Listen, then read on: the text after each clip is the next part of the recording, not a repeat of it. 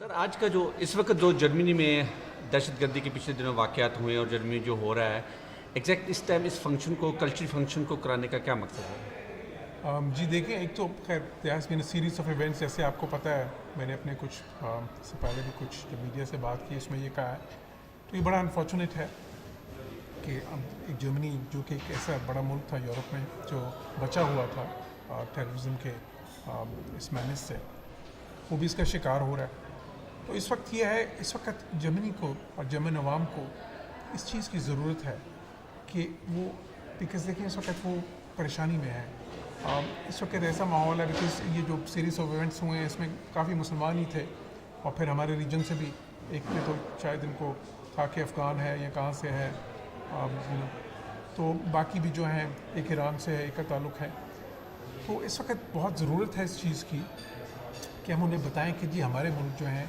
یہ کوئی وہ ایسی کوئی ایکسٹریمسٹ سوسائٹیز نہیں ہیں، یہ بڑے کلچرلی الائیو ملک ہیں، بہت رچ ان کا سویلائزیشن اور کلچر ہے، اور ٹیررزم صرف جو ہے وہ اس کا یہ بھی شکار ہے. جس طرح اس لیے آپ نے دیکھا میں نے اپنی تقریر میں کتنی دیر تک بات کی اس حوالے سے جو ہماری پاکستان کی سیکریفائسز ہیں ٹیررزم کے خلاف، اور میں نے اس میں جو ہے انڈیا پاکستان کے جو ہے اس وقت ایشوز ہیں اور کشمیر کا جو مسئلہ ہے اس کو بھی اجاگر کیا، کیونکہ ان کو بھی پتہ چلنا چاہیے اس وقت کشمیر میں جو ہو رہا تھا کہ ان کے ساتھ سمپتھائز کر سکیں، خاص طور پہ اس سچویشن میں جب کہ یہ خود ایک مشکل سے گزر رہے ہیں،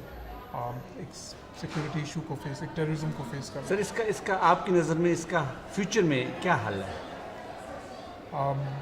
کس کی جو ٹیررزم کا مسئلہ، دہشت گردی کی پر قابو پانے میں کیا حل ہے اور پاکستان کیا رول پیدا کر سکتا ہے؟ دیکھیں دہشت گردی کے ایک بہت بڑا مسئلہ ہے، دنیا کو ایک چیلنج ہے اس وقت 21ویں صدی کے جو بڑے چیلنجز ہیں اس میں دہشت گردی کا جو مسئلہ ہے یہ ایک بہت بڑا چیلنج ہے. اب اس کے لیے ایک ملٹی فیسٹڈ اپروچ ہونی چاہیے اس سے نپٹنے کے لیے. اس میں کچھ وہ ایلیمنٹ بھی ہیں جو کاؤنٹر ٹیررزم کے میجرز آتے ہیں، جس میں کہ آپ اس طرح کے جو ایلیمنٹس ہیں ان کو ختم کریں، اس طرح کے جو ان کے نیٹ ورکس ہیں ان کو تباہ کریں، جو ٹیررسٹ فائننسنگ ہے اس کو ختم کریں. اس میں جو پاکستان نے کیا ہے، ہم تو رول ماڈل اس وقت دنیا کے لیے بن سکتے ہیں، بیکاز جو پچھلے 2-3 سال میں خاص طور پہ ہم نے اچیو کیا اس ضرب عضب میں، اور اس کے بعد آپ دیکھیں پاکستان میں ٹیررزم 90% تک جو ہے اس پہ قابو پا لیا گیا ہے، اور اب شاذ و نادر ہی وہ واقعات ہو رہے ہیں، اور اتنے ہی ہو رہے ہیں جتنا کہ باقی کسی ملک میں اس وقت دنیا میں ہو رہے ہیں. تو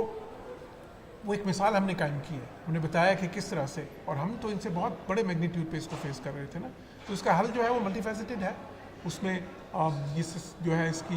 پولیسنگ، بیٹر پولیسنگ بھی ہے، کاؤنٹر ٹیررزم میجرز بھی ہیں through destroying these networks, ان کی فائننسنگ ختم کریں، ان کی جو آرگنائزیشن ہے اس کو آپ ڈپلیٹ کریں. پھر اس کے ساتھ ساتھ ہی دوسری سائڈ ہے، on the positive side, on the constructive side یہ بھی کرنا ہے آپ کو کہ وہ ایشوز کو ختم کرنا ہے جن کی وجہ سے یہ ڈپریویشن پیدا ہو رہی ہے. ہم نے کلچرل برجز بنانی ہے دنیا کے مختلف ایتھنیسٹیز کے درمیان، پیپلز کے درمیان، جو مختلف ملکوں کے عوام ہے،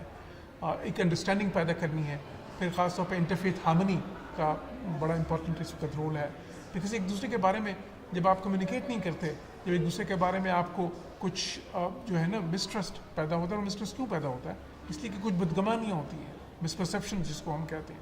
تو وہ مسپرسیپشنز دور کرنے کی ضرورت ہے. تو اس میں یہ کلچرل ڈپلومسی بہت امپورٹنٹ ہو جاتی ہے، بیکاز کلچرل ڈپلومسی جو ہے انہی مسپرسیپشنز کو دور کرنے کے لیے ہے، انہی برجز کو بنانے کے لیے ہے، تاکہ ایک دوسرے کو بہتر سمجھ سکیں. Thank you so much.